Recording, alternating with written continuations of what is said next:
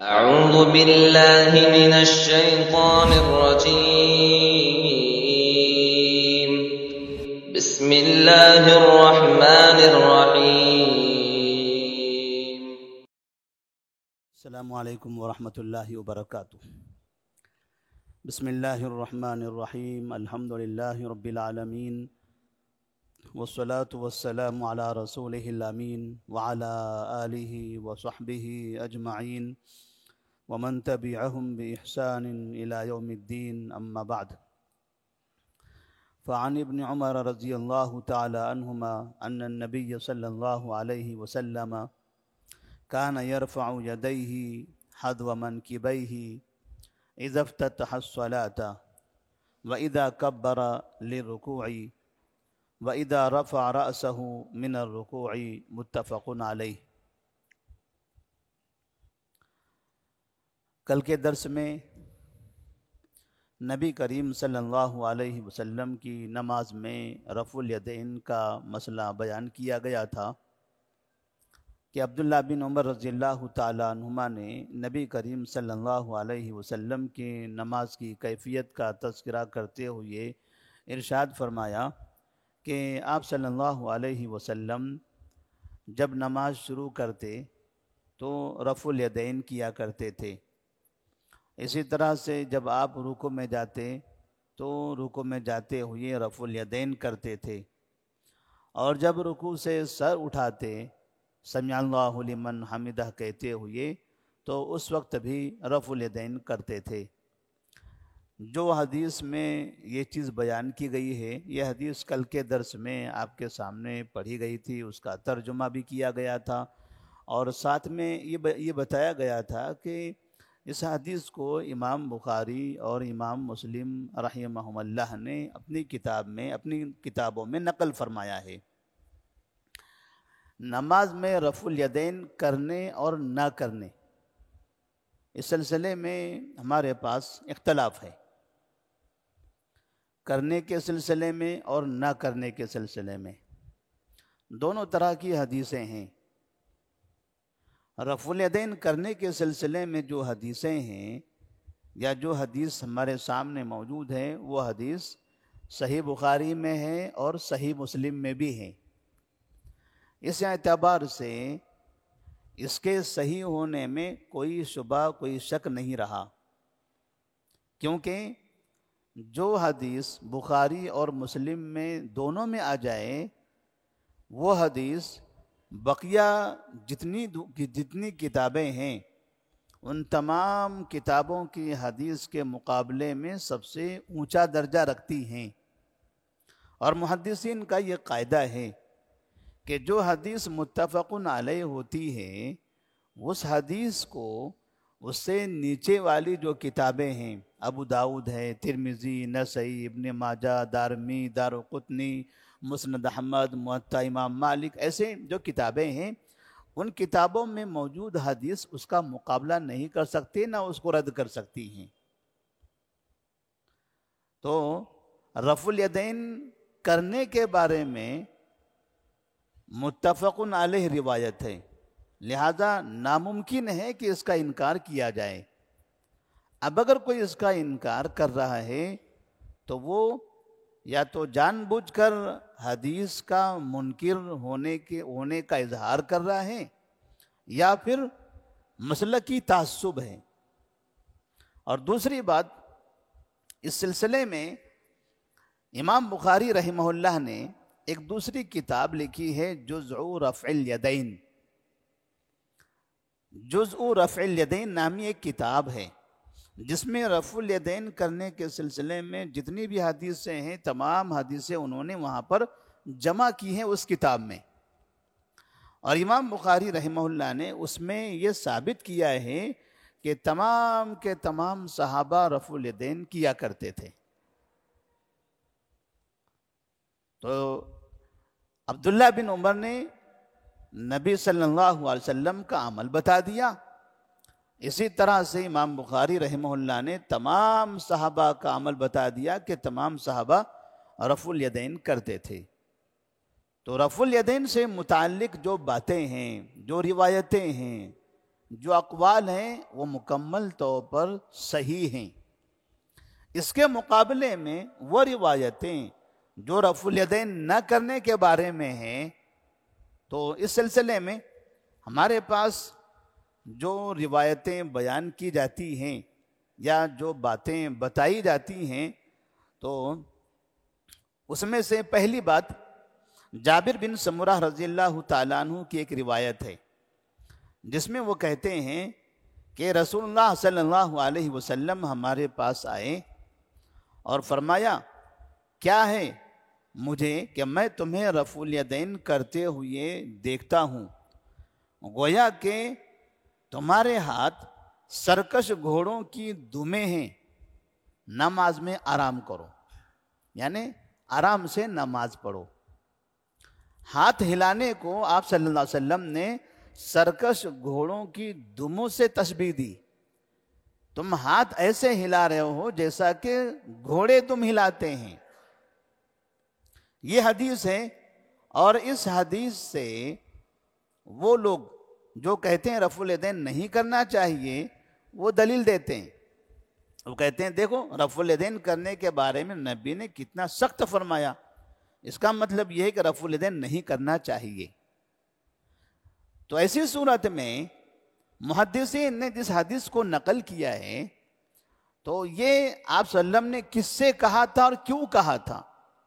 جب جابر بن سمرہ رضی اللہ تعالیٰ عنہ کہتے ہیں ہمارے پاس نبی آئے، انہوں نے ایسی بات کہی، تو نبی صلی اللہ علیہ وسلم نے جابر بن سمرہ کو یا ان کے ساتھ جو لوگ تھے ان لوگوں کو کیا کرتے ہوئے دیکھا تھا؟ کیسے ہاتھ اٹھا رہے تھے، ہاتھ کو کیسے حرکت دے رہے تھے، کیا صورت تھی؟ تو اسی روایت میں پورا واقعہ بیان کیا گیا ہے کہ وہ لوگ کیا کر رہے تھے۔ تو کہتے ہیں کہ جابر رضی اللہ تعالیٰ کہتے ہیں کہ جب ہم سلام پھیرتے تھے تو اپنے ہاتھوں کے ساتھ دونوں جانب اشارہ کرتے تھے۔ السلام علیکم ورحمۃ اللہ کہتے، ادھر ہاتھ سے اشارہ کرتے، ادھر السلام علیکم کہتے، ادھر ہاتھ سے اشارہ کرتے تھے۔ جب ہم سلام پھیرتے تھے تب ادھر سے ادھر کا ہاتھ اٹھاتے، ادھر سے ادھر کا ہاتھ اٹھاتے تھے۔ تب آپ صلی اللہ علیہ وسلم نے ہمیں کہا تم اپنے ہاتھوں کو بدکے ہوئے گھوڑوں کی دموں کی مانند کیوں حرکت دیتے ہو؟ تمہارے لیے اتنا کافی تھا کہ تم اپنا ہاتھ اپنی ران پر رکھتے۔ ران پیروں میں ہے، بھلا اگر اس کا تعلق رفع الیدین سے ہوتا کھڑے ہونے کے وقت میں، تو ہمارا ہاتھ تو سینے پر ہوتا ہے، ران پر نہیں ہوتا ہے۔ ران پر ہاتھ کب رکھتے ہیں ہم؟ جب تشہد کی حالت میں ہوتے ہیں۔ تو جب ہم تشہد میں بیٹھتے ہیں تو ہمارے ہاتھ ہمارے ران پر ہوتا ہے، اور سلام پھیرتے ہوئے بھی ہاتھ وہیں رہتا ہے، سلام پھیرتے ہوئے ہاتھ اٹھاتے نہیں ہیں۔ تو آپ نے کہا کہ جیسے تشہد شروع ہوا تو آپ نے اپنے ہاتھ ران پر رکھے تھے، تو سلام کے وقت میں بھی آپ کو ویسا ہی رکھنا چاہیے۔ سلام کرتے ہوئے ادھر اور ادھر جو آپ ہاتھ اٹھا رہے ہو یہ غلط ہے۔ لوگوں نے کیا کیا، یہ ہاتھ اٹھانے کو، چونکہ اٹھانا مانا رفع، اور دونوں ہاتھ عربی میں کہتے ہیں یدین، رفع الیدین، تو یہاں کے رفع الیدین کو، یہاں کے ہاتھ اٹھانے کو وہاں کے ہاتھ اٹھانے سے جوڑ کے یہ لوگوں کو بتانا شروع کر دیا، دیکھو نبی نے رفع الیدین سے منع کیا ہے۔ اس کو بولتے ہیں فراڈ، دھوکہ۔ کہیں کے بعد کہیں اور لا کے چپکا کر لوگوں کو دھوکہ دے دینا، گمراہ کرنے کا یہ طریقہ۔ بات کہیں اور کی ہے، واقعہ کچھ اور ہے، اور جملوں کی ہیرا پھیری کرتے ہوئے انہوں نے یہاں رفع الیدین سے اس کو جوڑ کے رکھ دیا، جبکہ وہ رفع الیدین جس کے بارے میں امام بخاری کہتے ہیں کہ تمام صحابہ کرتے تھے، اور عبداللہ بن عمر کہتے ہیں کہ نبی بھی کرتے تھے، بھلا یہ کیسے ہو سکتا ہے کہ نبی رفع الیدین کرنے کو لوگوں سے کہیں کہ یہ گھوڑے کی طرح دم ہلا رہے ہو تم لوگ، اور نبی خود ہلاتے بیٹھے؟ نعوذ باللہ، یہ کیسے ہو سکتا ہے؟ نبی خود رفع الیدین کریں اور پھر کہیں کہ یہ گھوڑے کی دم کی طرح دم ہلانا ہوا، تو کیا نبی اپنے عمل کو بھی گھوڑے کی دم کی طرح ہلانے کو کہہ رہے ہیں؟ نعوذ باللہ، یہ کبھی نہیں ہو سکتا۔ تو اس طرح سے جو لوگ رفع الیدین نہیں کرتے یا منع کرتے ہیں رفع الیدین کرنے سے، وہ لوگوں نے اتنا بڑا فراڈ کیا ہوا ہے، اور فراڈ کرنے والے علماء ہیں۔ حدیثوں کے کہاں کے مطلب کو کہاں لا کر انہوں نے فٹ کر دیا۔ ایک یہ حدیث ہے۔ دوسری حدیث عبداللہ بن مسعود رضی اللہ تعالیٰ عنہ کی روایت ہے، وہ کہتے ہیں کہ میں نبی صلی اللہ علیہ وسلم کے ساتھ، ابوبکر صدیق رضی اللہ تعالیٰ عنہ کے ساتھ، عمر فاروق رضی اللہ تعالیٰ عنہ کے ساتھ نماز پڑھی۔ میں نے ان سب کو تکبیر تحریمہ کے علاوہ رفع الیدین کرتے ہوئے کہیں بھی نہیں دیکھا۔ یعنی صرف نماز کے شروع میں وہ رفع الیدین کر رہے تھے، میں نے وہیں پر دیکھا، اس کے علاوہ نہیں دیکھا۔ یہ ایک حدیث بیان کی جاتی ہے۔ اس حدیث کے بارے میں علامہ امام ابن الجوزی رحمہ اللہ فرماتے ہیں، یہ جو روایت بیان کی گئی ہے یہ موضوع من گھڑت جھوٹی روایت ہے۔ وہ جو روایت رفع الیدین کرنے کی ہے وہ صحیح بخاری صحیح مسلم کی ہے۔ اس کو رد کرنے کے لیے، اس کو غلط بتانے کے لیے، اس کو ٹال دینے کے لیے باقاعدہ جھوٹی اور من گھڑت روایت کا سہارا لیا گیا۔ امام ابن الجوزی رحمہ اللہ، اب یہ نہ کہیں کہ امام ابن الجوزی 2023-24 کے ہیں، امام ابن الجوزی رحمہ اللہ تقریباً 1000 سال پرانے امام ہیں۔ امام ابن الجوزی رحمہ اللہ کہتے ہیں کہ یہ روایت موضوع اور من گھڑت ہے۔ اب یہ روایت کون سی کتاب میں ہے؟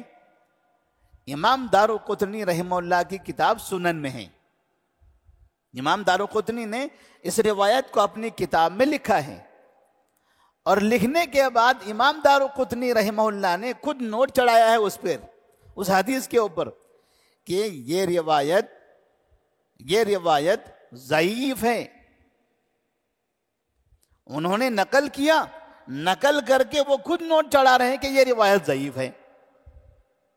مطلب یہ ہوا کہ امام دارقطنی رحمہ اللہ جو تقریباً 1300 سال پہلے کے امام ہیں، انہوں نے اس روایت کو اپنی کتاب میں لکھا بھی، اور لکھ کر اس کے اوپر نوٹ بھی چڑھا دیا کہ یہ روایت صحیح نہیں ہے۔ اب لینے والے وہ روایت ہے یہ سمجھ کر نکال رہے ہیں، لیکن یہ نہیں دیکھ رہے کہ وہاں پر کیا لکھا ہوا ہے۔ اس کو سمجھنا ہو تو ایسے جیسے قرآن مجید میں اللہ تبارک و تعالیٰ نے فرمایا کہ نماز کے بارے میں، کہ جو آیت ہے کہ نماز کے لیے نہ جاؤ اس حال میں کہ تم نشے میں ہو، لا تقربوا الصلاۃ وانتم سکارا۔ اللہ نے کہا لا تقربوا الصلاۃ وانتم سکارا، تم نماز کے قریب مت جاؤ۔ اللہ نے قرآن میں کہا یہ نماز کے قریب مت جاؤ اس حال میں کہ تم نشے میں ہو۔ تم نے شراب پیا ہو اور مسجد میں جاؤ نماز پڑھو، نہیں، پہلے نشہ اتارو اپنا مکمل، کیونکہ مسجد میں جاؤ گے، نشے میں رہو گے، کچھ بھی حرکتیں کرو گے، اور پھر حرام ہے شراب پی کر تم مسجد میں جاؤ گے۔ اب یہاں لا تقربوا الصلاۃ وانتم سکارا، رفع الیدین نہیں کرنے والے کیا کرتے ہیں؟ لا تقربوا الصلاۃ اتنا جملہ لے لیتے ہیں۔ دیکھو اللہ نے کہا ہے نماز کے قریب مت جاؤ، نماز کے قریب مت جاؤ، نماز کے قریب مت جاؤ، قرآن خود کہہ رہا ہے نماز کے قریب مت جاؤ۔ انہیں تو یہ معلوم ہونا چاہیے اللہ نے یہ نہیں کہا ہے، اس کے آگے بھی اگر پڑھ لے تو سمجھ میں آتا کہ مطلب کیا ہے۔ تو بات یہ تھی کہ نماز کے قریب اس حال مت جاؤ کہ تم نشے میں ہو۔ ایسے امام دارقطنی رحمہ اللہ کی کتاب کی حدیث تو لے لی، لیکن حدیث کے بعد امام دارقطنی نے نوٹ کیا چڑھایا ہوا ہے وہ چھوڑ دیا۔ شروع کا جملہ لے لیا، بعد کا جملہ چھوڑ دیا، تاکہ ان کا اپنا کام چل جائے۔ اور تیسری بات اس سلسلے میں کہتے ہیں لوگ، علماء آج بھی اپنی کتابوں میں لکھتے ہیں کہ ابتدائی اسلام میں شروع جب لوگ مسلمان ہوئے تب مسلمان نماز پڑھنے کے لیے مسجد میں آتے تھے اور بغل میں بت چھپا کر لاتے تھے، گویا کہ جیسے یہ بت ہے اور ایسے بت چھپا کر لاتے تھے، ادھر ایک بت ادھر ایک بت۔ تو نبی نے جب دیکھا کہ مسلمان نماز پڑھنے کے لیے بغل میں بت چھپا کر لا رہے ہیں، تو آپ نے ان سے کہا رفع الیدین کرو، کیونکہ جب نماز میں رفع الیدین کریں گے سب کے بت گر جائیں گے۔ کوئی مسلمان اس کو صحیح تصور کر سکتا ہے؟ شروع میں جو لوگ مسلمان ہوئے تھے ان کا ایمان تو اتنا مضبوط تھا، بلال رضی اللہ تعالیٰ عنہ جیسے ننگے بدن ان کو ریت پر گھسیٹا جاتا تھا، انگار پر لٹایا جاتا تھا، پھر بھی وہ احد احد کہتے تھے۔ بھلا ایسے مسلمان نماز پڑھنے کے لیے بت چھپا کر مسجد میں آئیں گے؟ عمر فاروق جیسے، عثمان غنی جیسے لوگ، عمار بن یاسر جیسے لوگ، جن لوگوں نے اپنی جانیں قربان کر دی، ساری زندگی جنہوں نے تکلیف اور مصیبتیں اٹھائی ہیں، یہ ابتدائی اسلام والے مسلمان بھلا یہ مسجد میں آئیں گے اور بغل میں بت چھپا کر لائیں گے؟ آج لاکھوں کی تعداد میں علماء احناف یہ باتیں بیان کرتے ہیں کہ پہلے مسلمان بغل میں بت چھپا کر لاتے تھے تو نبی نے رفع الیدین کرنے کا حکم دیا۔ تو سوال یہ ہوتا ہے کہ نبی نے کیوں کیا؟ نبی نے خود رفع الیدین کیوں کیا؟ اور اب جیسے میں یہ ایسے رکھوں اور مجھ سے کہا جائے ہاتھ اٹھاؤ، اگر کوئی انسان بغل میں بت چھپا کر لانے والا ہو، اب اسے پتا چل جائے کہ یہاں پر ہاتھ اٹھانے کا حکم دیا جا رہا ہے، تو میں کیا ایسے دبا کر ہاتھ نہیں اٹھا سکتا ہوں؟ میں نے ہاتھ بھی اٹھایا، ہاتھ باندھا، موبائل تو گرا ہی نہیں میرا۔ بھلا یہ کون سی بات ہوئی کہ نبی لوگوں سے کہے کہ رفع الیدین کرو تاکہ بت گر جائے؟ یہ کیوں نہیں ہوتا کہ بت لائے ہو باہر نکلو؟ یہی تو کہا جا سکتا ہے کہ آدمی بغل میں بت لے کر آئے، نبی کہے کہ نماز میں رفع الیدین کرو تاکہ نیچے بت گر جائے۔ کیا اس سے یہ نہیں کہا جا سکتا تھا کہ بت کیوں لائے ہو مسجد میں؟ منافق ہو، چلو باہر نکلو یہاں سے، مسجد اللہ کے گھر میں بت لے کر آتے ہو؟ حکم تو یہ ہونا تھا، لیکن انہوں نے ایسی ہیرا پھیری کر دی علماء احناف نے کہ ان ابتدائی زمانے کے مسلمانوں کو ایسے بت پرست شمار کر لیا۔ اور بھی کیوں؟ تاکہ رفع الیدین کرنے والوں کو جواب دیا سکے۔ صرف رفع الیدین کرنے والوں کو جواب دینے کے لیے صحابہ رضی اللہ تعالیٰ عنہم کو انہوں نے بتوں سے محبت کرنے والا ثابت کر دیا کہ یہ لوگ مسجد نبوی کے اندر آتے تھے، بت لے کر آتے تھے۔ اگر مکہ میں یہ بات کہی جائے تو مکہ میں تو کافروں کا غلبہ تھا، بھلا کسی مسلمان کو، کسی آدمی کو مسلمان ہونے اور بتوں کو چھپانے کی کیا ضرورت تھی؟ وہاں تو کھل کر بت پرستی ہوتی تھی، ڈر تھا ہی نہیں۔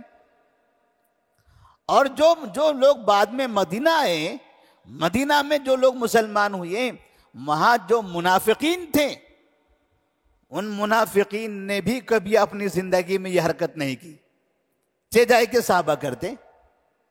تو ان لوگوں نے صحابہ پر یہ الزام لگا دیا کہ صحابہ رضی اللہ تعالیٰ عنہ شروع میں بت چھپا کر لاتے تھے، نبی نے رفع الیدین کرنے کا حکم دیا۔ کب تک حکم دیا؟ کہتے ہیں شروع زمانے میں یہ حکم تھا، اخیر زمانے میں پھر بعد میں نبی نے منع کر دیا۔ پہلے رفع الیدین کرنے کا حکم دیا تھا، بعد میں منع کر دیا۔ یعنی آخر زمانے کا مطلب کب؟ 8 ہجری کو، 9 ہجری کو، مطلب 22 سال تک نبی جو خدمت کرتے رہے، تو اس خدمت میں، اس دعوت میں جو مسلمان صحابہ بنے تھے تو ان میں ایسے لوگ تھے جو نبی کے ساتھ مسجد میں آتے تھے لیکن بغلوں میں بت رکھتے تھے۔ پھر نبی کی تربیت پر سوالیہ نشان نہیں ہوتا ہے؟ کیسی تربیت کیا انہوں نے؟ یہ کیسی تربیت کیا کہ عمر فاروق ساتھ میں بھی ہیں، بغل میں بت ہیں، ابوبکر صدیق دوست بھی ہیں، بغل میں بت ہیں، علی بن ابی طالب چچیرے بھائی بھی ہیں، ان کے بغل میں بت ہیں، حسین نبی کے نواسے بھی ہیں، ان کے بغل میں بت ہیں۔ مطلب کون بت رکھا کرتا تھا؟ ایک صحابی کا نام تو بتاؤ، کون سے وہ صحابی تھے، کون سا وہ مسلمان تھا جو نبی کے پیچھے مسجد میں آ کے نماز پڑھتا تھا اور بغلوں میں بت لے کر آتا تھا؟ یقین مانیے قیامت تک کے لیے یہ علماء ذلیل ہو کر رہ جائیں گے، مگر کسی صحابی کا نام ایسا نہیں لے سکتے۔ کسی کو جواب دینے کے لیے اتنا جھوٹ بولنا پڑتا ہے، اتنا نیچے حرکت، نیچے گر جانا پڑتا ہے۔ اس لیے ہم کہتے ہیں کہ جو مسلمان امام کی تقلید کرے گا وہ جھوٹ کی ساری حدیں پار کر دے گا، نہ اس کو صحابہ سے محبت ہوگی نہ نبی سے محبت ہوگی۔ اپنے امام کا مسئلہ ثابت کرنے کے لیے صحابہ کو بت پرست بنا دیا۔ کتنا بڑا الزام ہے۔ کبھی انہوں نے یہ نہیں کہا کہ امام ابو حنیفہ بت چھپا کر لاتے تھے، لیکن کہا کہ صحابہ لاتے تھے بت چھپا کر۔ اتنا بڑا الزام۔ تو یہ جھوٹا الزام ہے صحابہ رضی اللہ تعالیٰ عنہم پر۔ نبی کے زمانے میں کبھی بھی مسلمان مسجد میں آتے تھے تو کبھی ایسا نہیں کرتے تھے۔ ہمیں تو یہ معلوم ہے کہ مسلمان مکہ میں رہتے ہوئے بھی کعبے کے سامنے جا کے نماز پڑھتے تھے، لوگ ان کے گردن دبا دیتے تھے، گلے میں رسیاں ڈال کر گھسیٹتے تھے، پتھروں سے مارتے تھے، تب بھی وہ اللہ تبارک و تعالیٰ کی عبادت کرتے تھے۔ اگر بت رکھنا ہوتا تو وہیں رکھ لیتے، چھوڑ دیتے دین کو، کیا ڈر تھا ان کو؟ اتنے دنیا کے سب سے اچھے انسان، سب سے نیک انسان، نبی کے سب سے محبوب انسان، ایسے انسانوں پر اتنا بڑا الزام صرف یہ بتانے کے لیے کہ ہمارے امام کی بات غلط نہیں ہونی چاہیے، چاہے صحابہ پر کتنے بھی الزامات لگ جائیں۔ اور یہ چیز بعض مرتبہ جب بازار میں علماء سے سنتے ہیں تو بہت تکلیف ہوتی ہے، افسوس بھی ہوتا ہے۔ اور ایسا نہیں کہ صرف بولا جاتا ہے، ہزاروں کی تعداد میں علماء احناف نے، مقلدین نے کتابیں لکھی ہیں جن میں باقاعدہ یہ باتیں لکھتے ہیں، اور آج بھی لکھتے ہیں۔ آج بھی آپ بازار میں جائیے، چار مینار کے پاس دکن وغیرہ کی جو دکانیں ہیں وہاں جائیے، وہاں پر رفع الیدین کے خلاف جب کتابیں لکھی انہوں نے، باقاعدہ صحابہ پر یہ الزام برابر لگایا ہے، صرف یہ ثابت کرنے کے لیے کہ ہمارے امام ابو حنیفہ بہت اچھے تھے، غلط یہ صحابہ تھے۔ یہ صحابہ کی وجہ سے رفع الیدین کرنا پڑا، کیونکہ صحابہ بتوں کو اپنے بغل میں چھپا کر لایا کرتے تھے۔ تو اللہ تبارک و تعالیٰ سے دعا کریں کہ اللہ تبارک و تعالیٰ ایسے لوگوں کو سچ بولنے کی توفیق عطا فرمائے۔ اور تیسری بات، آخری بات، جو ائمہ اکرام ہیں، چار امام مشہور ہیں۔ ایک امام ابو حنیفہ رحمہ اللہ، ایک امام مالک رحمہ اللہ، ایک امام شافعی رحمہ اللہ، اور چوتھے امام احمد بن حنبل رحمہ اللہ۔ آپ کو سن کر یہ تعجب ہوگا، امام مالک رحمہ اللہ رفع الیدین کرتے تھے، کرنے کی تعلیم بھی دیتے تھے۔ امام شافعی رحمہ اللہ خود بھی رفع الیدین کرتے تھے، رفع الیدین کرنے کی تعلیم دیتے تھے۔ امام احمد بن حنبل رحمہ اللہ یہ خود بھی رفع الیدین کرتے تھے اور رفع الیدین کرنے کی یہ بھی تعلیم دیا کرتے تھے۔ یہاں تک کہ امام شافعی رحمہ اللہ نے کہا تھا کہ رفع الیدین کرنے کے بارے میں جتنی بڑی تعداد کے صحابہ نے روایت کیا ہے، ایسی کوئی حدیث اتنی بڑی تعداد کے صحابہ نے روایت نہیں کیا۔ یعنی رفع الیدین کرنا چاہیے، اس کو کئی صحابہ نے روایت کیا ہے، کیونکہ یہ تقریباً تمام صحابہ کیا کرتے تھے۔ کہتے ہیں کہ ایسی ایک حدیث اتنی بڑی تعداد کے صحابہ نے روایت نہیں کیا۔ اتنی مضبوطی کے ساتھ امام مالک، امام شافعی، امام احمد بن حنبل تینوں امام بھی رفع الیدین کرتے ہیں، ساری زندگی کرتے رہے، اپنے شاگردوں کو رفع الیدین کی تعلیم دیتے رہے۔ امام مالک مدینہ میں اس کی تعلیم دیتے رہے، اور آج تک احناف کے علماء کہتے ہیں کہ لوگ بتوں بغل میں بت چھپا کر لاتے تھے، اس لیے رفع الیدین کرتے تھے۔ تو امام مالک کیوں کرتے تھے؟ کہ امام مالک بت چھپا کر لاتے تھے؟ امام شافعی کیوں کرتے تھے؟ کیا وہ بت چھپا کر لاتے تھے؟ امام احمد بن حنبل رحمہ اللہ کیوں کرتے تھے؟ کیا وہ بھی بت چھپا کر لاتے تھے؟ کس کس کے بارے میں ایسی باتیں کہی جائے؟ اس لیے کہتے ہیں کہ آدمی کو سب سے زیادہ جھوٹ سے اجتناب کرنا چاہیے۔ جھوٹ ہی وہ چیز ہے جس نے ہمارے دین کو مشکوک بنا کے رکھا ہوا ہے۔ دین کے اندر جو بگاڑ پیدا ہوا، نبی نے کہا ایاکم ومحدثات الامور فإن كل محدثة بدعة وكل بدعة ضلالة وكل ضلالة في النار۔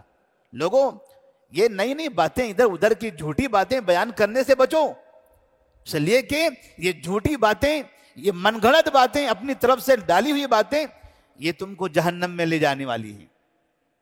ایاکم والکذب، جھوٹ سے بچو، جھوٹ سے بچو۔ نبی نے جھوٹ سے بچنے کی تعلیم دی، اور جتنی موضوع من گھڑت روایتیں جو ہماری کتابوں کے اندر آئی ہیں، وہ کہاں سے آئی؟ جھوٹ بولنے کی وجہ سے آئی۔ آج سے 1000 سال پہلے، 1100 سال پہلے، 800 سال پہلے جن لوگوں نے جھوٹ بولا اور وہ روایتیں ہماری کتابوں میں ڈال دی، آج تک اس جھوٹ کا خمیازہ مسلمانوں کو بھگتنا پڑ رہا ہے۔ اور ابھی جو مقلدین امام ابو حنیفہ رحمہ اللہ کی تقلید کرنے والے دنیا میں موجود ہیں، وہ صحابہ رضی اللہ تعالیٰ عنہم کے بارے میں یہ برابر لکھتے رہتے ہیں، بولتے رہتے ہیں۔ جب تک کہ یہ علماء رہیں گے تب تک کہ یہ صحابہ کی توہین ہوتی رہے گی، صحابہ پر سوال یہ نشان لگا ہوا رہے گا کہ صحابہ بتوں کو چھپا کر لاتے تھے۔ اللہ سے دعا ہے کہ اللہ تبارک و تعالی ہم تمام کو احادیث پر عمل کرنے کی توفیق عطا فرمائے، صحابہ رضی اللہ تعالیٰ عنہم کا احترام کرنے کی توفیق دیں، صحابہ کو بدنام کرنے، صحابہ پر الزام لگانے، صحابہ کے خلاف جھوٹ بولنے سے ہم سب کو احتیاط کرنے، اجتناب کرنے کی توفیق عطا فرمائے۔ نبی کریم صلی اللہ علیہ وسلم نے جو فرمایا، آپ نے جو طریقہ ہمیں عطا فرمایا ہے، کیونکہ کلمہ ہم نے نبی کا پڑھا ہے، لا الہ الا اللہ محمد رسول اللہ، تو نبی سے محبت کرنے، نبی کی باتوں پر عمل کرنے کی توفیق عطا فرمائے۔ والسلام علیکم ورحمۃ اللہ وبرکاتہ۔